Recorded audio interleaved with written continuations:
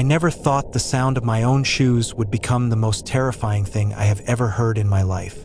It was exactly 12:42 a.m. when I finally swiped my keycard to exit the office building, my shoulders aching from a 12-hour shift that had drained every ounce of energy from my body. The city was uncharacteristically silent, a heavy, humid blanket of air settling over the concrete as I stepped toward the massive, brutalist structure of the level 4 parking garage.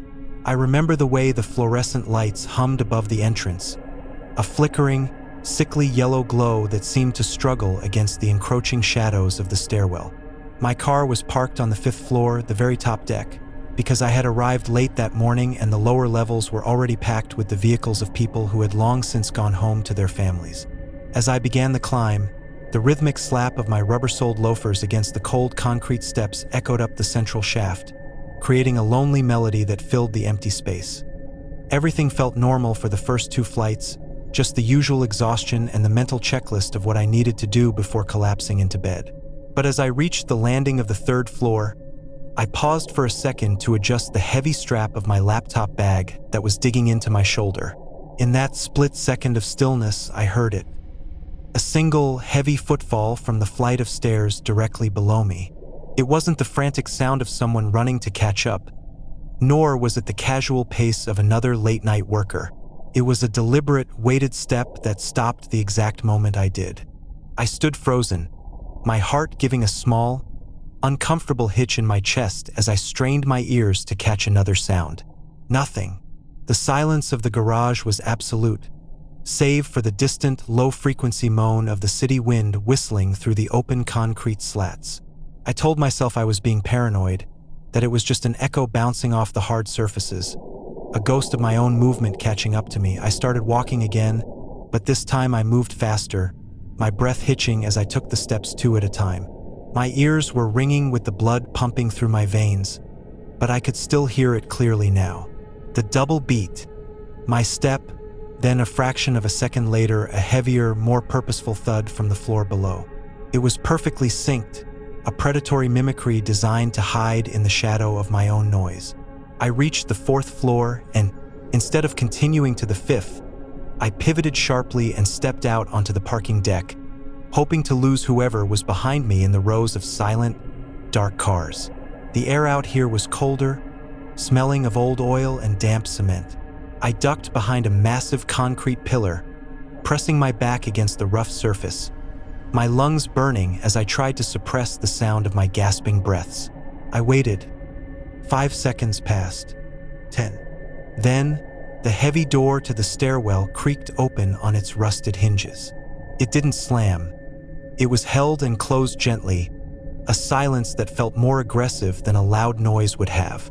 I peered through the gap between the pillar and a dusty SUV, my eyes searching the gloom. I couldn't see a figure, but I heard the sound of a heavy chain, perhaps a wallet chain or something more industrial, clinking softly against a pair of denim jeans. The footsteps started again, but they weren't rhythmic anymore. They were slow, dragging, as if the person was stopping to look under every vehicle, searching for the exact spot where my trail had gone cold. I realized with a jolt of pure adrenaline that I was trapped on a dead-end floor. If I stayed here, it was only a matter of time before they rounded the corner of this pillar. I looked toward the far end of the deck where the freight elevator was located, a massive iron cage that was usually reserved for maintenance crews. It was 50 yards away across an open expanse of concrete with absolutely no cover.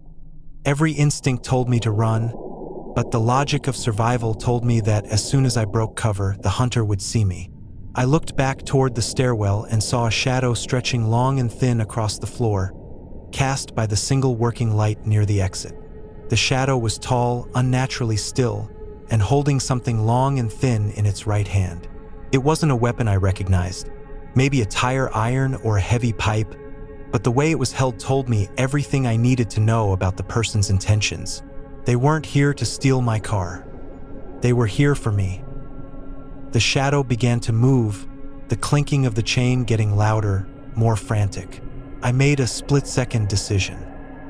I reached into my bag and pulled out my heavy metal water bottle, hurling it with all my might toward the opposite corner of the garage.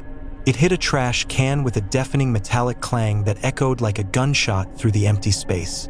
The shadow lunged toward the sound, a dark blur of a heavy coat and a face hidden behind a dark gaiter. This was my only window. I bolted. My feet felt like lead as I sprinted toward the freight elevator, my loafers sliding on the slick spots of oil. I didn't look back, but I heard the sudden, enraged shout of the person behind me as they realized they had been tricked. The footsteps behind me were no longer trying to be quiet. They were a frantic, pounding gallop, the sound of heavy boots slamming into the ground with terrifying force.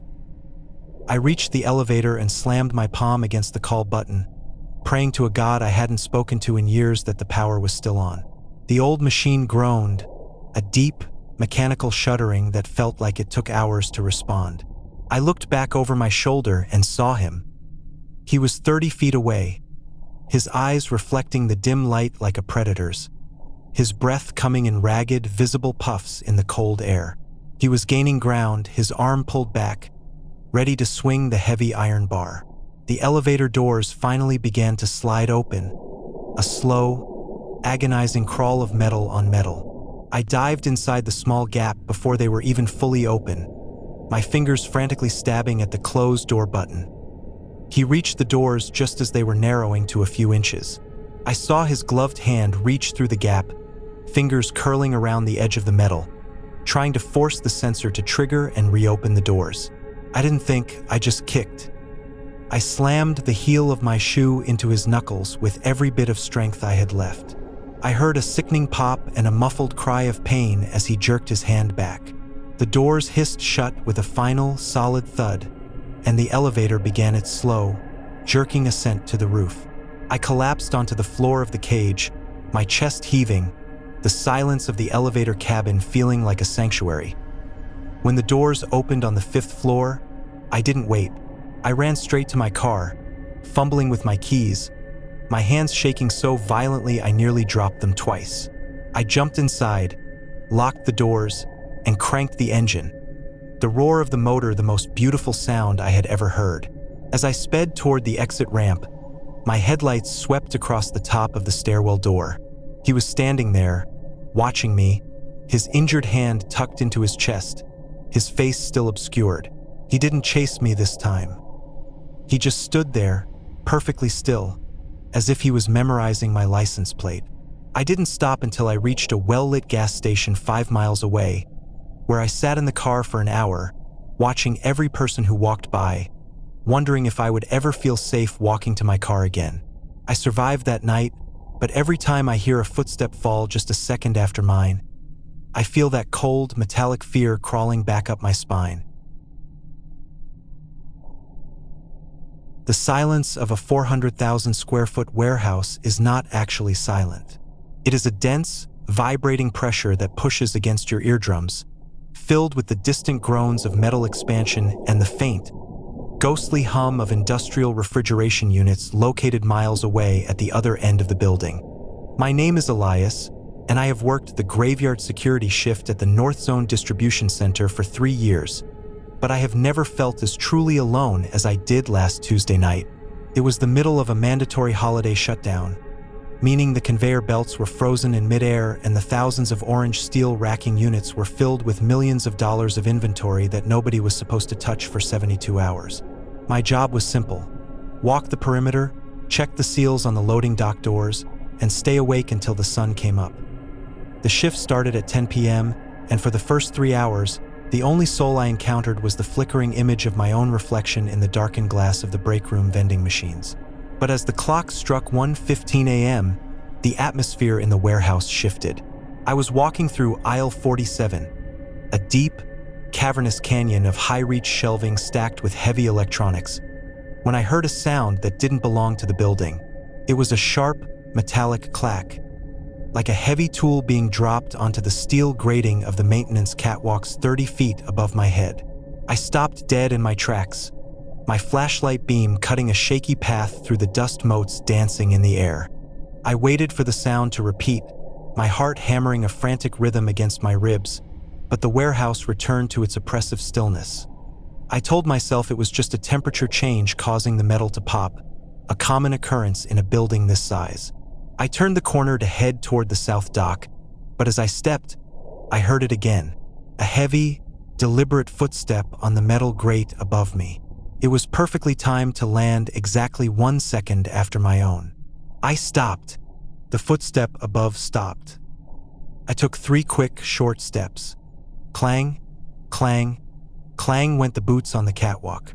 My blood turned to ice in my veins because there was no mistaking that sound for a building settling. Someone was up there, pacing me from the shadows of the ceiling, looking down at me through the gaps in the steel flooring. I looked up, swinging my light toward the catwalk, but the beam couldn't penetrate the deep gloom of the upper rafters. The warehouse lights were dimmed to 10% to save power, leaving the top levels in a permanent, murky twilight. "Who's up there?" I shouted, my voice sounding thin and fragile in the massive space. There was no answer, only the sound of a slow, dragging slide of rubber against metal, as if the person above was shifting their weight to get a better view of my throat. I didn't wait for a reply. I began to walk toward the central security hub, a reinforced glass office in the middle of the floor that contained the only working telephone and the monitor bank. As I moved, the footsteps above accelerated. They weren't trying to be quiet anymore. The sound of the heavy boots on the metal grating was like a series of hammer blows, echoing off the concrete walls and making it impossible to tell exactly how far behind me they were. I started to jog, my heavy-duty flashlight swinging wildly, casting terrifying, elongated shadows of the racking units against the floor. Every time I glanced up, I caught a flash of something dark moving behind the yellow safety railings of the catwalk, a silhouette that was too tall and too fast to be any of the maintenance guys I knew. I reached the security hub and lunged inside, slamming the heavy door and twisting the deadbolt just as a heavy object slammed into the glass with enough force to spiderweb the reinforced pane. I scrambled behind the desk, my hands shaking so violently I could barely pick up the radio. "Base to dispatch, I have an intruder in Sector 4. Repeat, I am under attack in the hub." I hissed into the receiver. All I got back was a wall of static, a white noise that sounded like 1,000 whispering voices. I looked at the monitor bank, my eyes darting from screen to screen, and that is when the true horror of the night began to settle in. The security cameras were malfunctioning. On screen 1, which showed the north gate, a man in a pale, featureless mask was standing perfectly still, staring directly into the lens. I switched to screen 2, the loading docks, and the same man was there, his head tilted at an unnatural angle. Every single camera showed the same figure in different locations, as if he was everywhere at once, or as if someone had hacked the system to show me a pre-recorded nightmare. Then, screen 8, the camera directly outside my office, flickered to life. The man was standing right there, his face inches from the camera. He wasn't wearing a mask. It was a tight, skin-colored hood that made his features look blurred and inhuman. He held up a pair of heavy-duty industrial bolt cutters and slowly, mockingly, snipped the external phone line that ran along the wall. The monitors went black. The lights in the hub flickered once, twice, and then the entire warehouse was plunged into a darkness so absolute it felt like being buried alive. I was trapped in a glass box, and I could hear the rhythmic thud, thud, thud of him stepping down from the maintenance ladder just outside my door. He began to circle the glass office, his hands squeaking against the windows as he dragged his fingers across the surface. He was looking for a weakness, a way to get to the man who had seen his face. I backed away into the furthest corner of the room, clutching a heavy fire extinguisher as my only weapon, my breath coming in short, jagged gasps that felt like they were tearing my throat. "I've already called the police," I lied, my voice cracking with terror. The circling stopped. For a long minute, there was nothing but the sound of my own panicked heartbeat. Then, I heard the sound of the keypad on the door being punched. Beep, beep, beep. He was guessing the code. He had 4 digits to find, and he had all night to do it. I knew the override key was kept in the manager's office across the hall, but to get there, I would have to step out into the open warehouse where he was waiting. I looked at the fire extinguisher and then at the spiderweb glass. If he broke through, I was dead. If I stayed, I was a caged animal. I waited for the next beep of the keypad, and as soon as I heard it, I slammed the fire extinguisher into the emergency release lever of the rear exit. The alarm blared, a deafening, high-pitched scream that tore through the silence of the building. I didn't run for the front door. I dived through the small maintenance hatch under the desk that led into the crawl space of the raised floor. I crawled through the dust and the wiring, my elbows scraping against the concrete, moving toward the ventilation shaft that led to the roof. I could hear him above me, roaring in frustration as he smashed the glass of the hub, the shards raining down onto the floor like diamonds. He was hunting through the wreckage, looking for where I had disappeared to.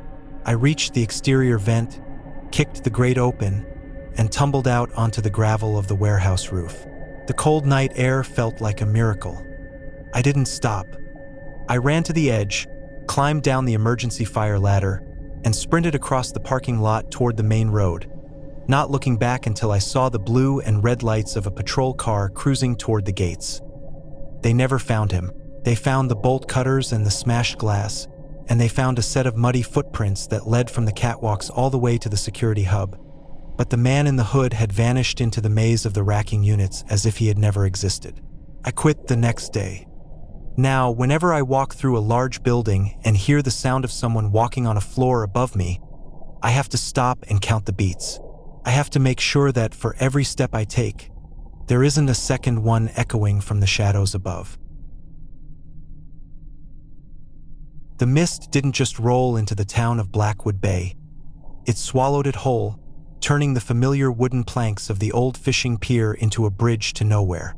It was 11:30 p.m., and the only sound was the rhythmic, metallic groan of the buoys swaying in the distance.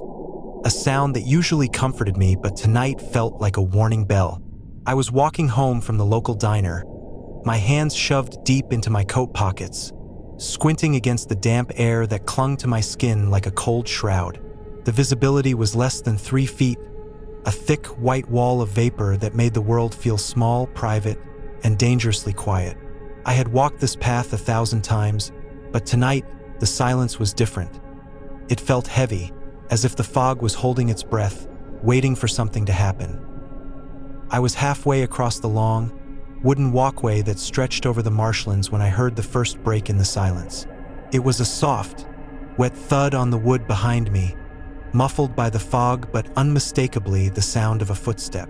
I stopped, my heart giving a sharp, sudden kick against my ribs, and I held my breath to listen. For a moment, there was nothing but the sound of the tide licking the wooden pilings below. Then, just as I was about to dismiss it as a bird or a loose plank, I heard a ragged, wet exhale that seemed to come from right over my shoulder. I spun around, my eyes straining against the white void, but there was nothing there. Just the swirling mist and the feeling of eyes boring into the back of my neck. I started walking again, faster this time, my boots clicking rapidly against the salt-worn timber. Behind me, the steps mirrored mine perfectly, a heavy, dragging gait that seemed to be closing the distance with every stride. I tried to tell myself it was just the acoustics of the bay, that the fog was playing tricks with the sound of my own movement, but then I felt something hit the heel of my shoe. I stopped and looked down. Lying on the damp wood was a small silver keychain, a miniature lighthouse that I recognized instantly. It was the spare key to my own back door, the one I kept hidden under a loose stone in my garden. My blood ran cold, a freezing sensation that traveled from the base of my spine to the tips of my fingers. Someone had been at my house, and now they were standing in the fog, inches away from me. "Who's there?" I shouted, my voice cracking as it was swallowed by the mist. I reached for my phone, but my hands were shaking so violently that I fumbled it, the device clattering onto the wood. As I knelt to grab it, a large, calloused hand reached out of the whiteness and snatched it away before I could touch it. I scrambled backward, my breath coming in panicked, shallow gasps, as a figure began to materialize out of the fog. He was tall, wearing a heavy, oil-stained yellow slicker that shimmered with moisture, and his face was nothing more than a dark blur beneath a low-hanging hood. He didn't say a word. He just stood there, holding my phone, and then he slowly dropped it over the side of the railing. I heard the distant plop as it hit the black water below, cutting off my only lifeline. The intruder took a slow, deliberate step toward me, and I realized with a jolt of terror that he was dropping more items. Behind him, scattered on the pier like breadcrumbs, were things from my bedside table. My watch, a framed photo of my sister, and a single, crumpled receipt from the grocery store. This wasn't a random mugging. This was a predatory game, a calculated display of how easily he had invaded my private life. I turned and bolted into the white wall of the fog, my lungs burning as the salt air stung my throat. I couldn't see the path. I could only feel the vibrations of the wooden planks beneath my feet and the terrifying, rhythmic thud of the man in the yellow slicker chasing me.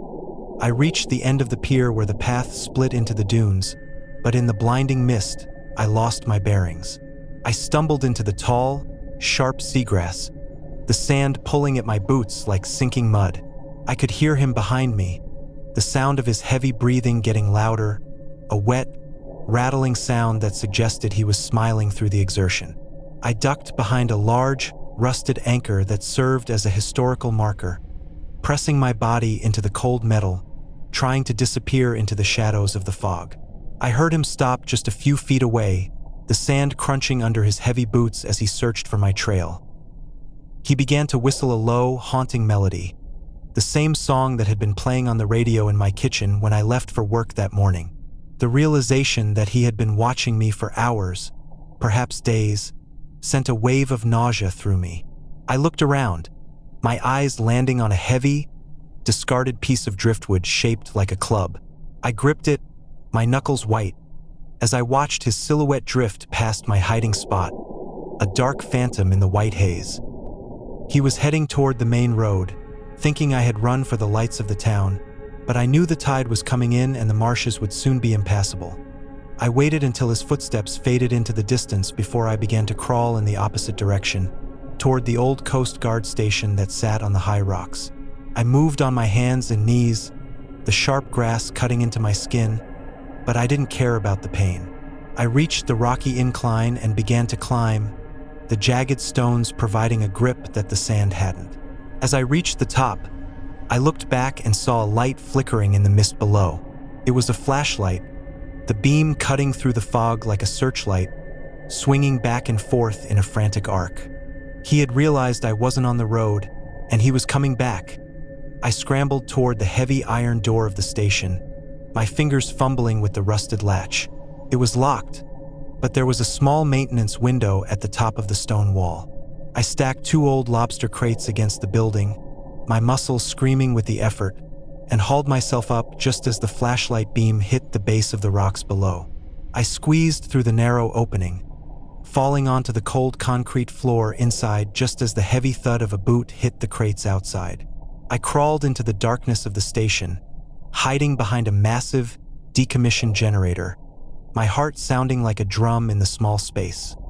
I heard him outside, the sound of his hands scraping against the stone as he tried to find a way in. He circled the building twice, the whistling getting louder, more aggressive, until it finally stopped. For what felt like hours, I sat in the pitch black, listening to the wind howl through the cracks in the walls and the tide rising against the cliffs. When the sun finally began to burn through the fog the next morning, I looked out the small window. The pier was empty, the dunes were silent, and the man in the yellow slicker was gone. I ran all the way to the police station, my legs shaking with every step, and I never spent another night in that coastal town. I learned that day that the fog doesn't just hide things. It brings the monsters right to your front door.